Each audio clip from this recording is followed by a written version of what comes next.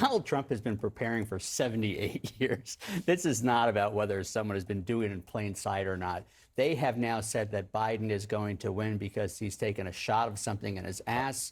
That I don't. that Do we have to bleep that word? Ass? Well, you made me choose between. You made me choose between. Only the third time. How am I supposed to know between time. what's acceptable and what's not? A delay here.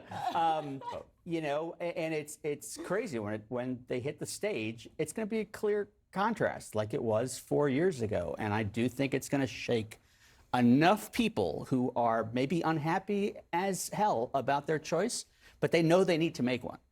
The thing is that we're going to have this conversation 20 more times between now and November. It's so weird. It's not even July yet. We're having the first presidential debate. It's so weird. It is not used to it. And I think, look, we don't have another one of these weeks scheduled to September 10th, I believe, somewhere in that area on ABC. So there's a lot of gap between now and then. It's a very, very big moment.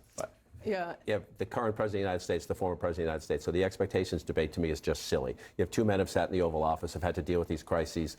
They should be prepared to stand there and make their case, whatever the issue. One other question I will add, there will not be a third-party candidate on that stage. Robert F. Kennedy Jr. did not qualify. This, to me, is a lot like 1992, though. You do have a large slice of the electorate so unhappy, they're willing to at least look at third-party candidates. Can Trump and Biden convince them, don't do that, stay with the two of us? Or after this debate, do people still not like them enough that they continue to look at the third-party candidates on a state-by-state basis? We don't know the answer yet. Which candidates makes which battleground state ballots? Do they spend any money? Where's the fall? But that's still a potential wild card. This is a big moment between the two clear frontrunners in this race. But one of the other questions we have to keep in mind, even though there's only two candidates on stage, Philippe can tell you the third-party candidates can have a big impact. The biggest difference between 2020 and 2016 was that there were no third parties. Jill Stein took enough in 2016.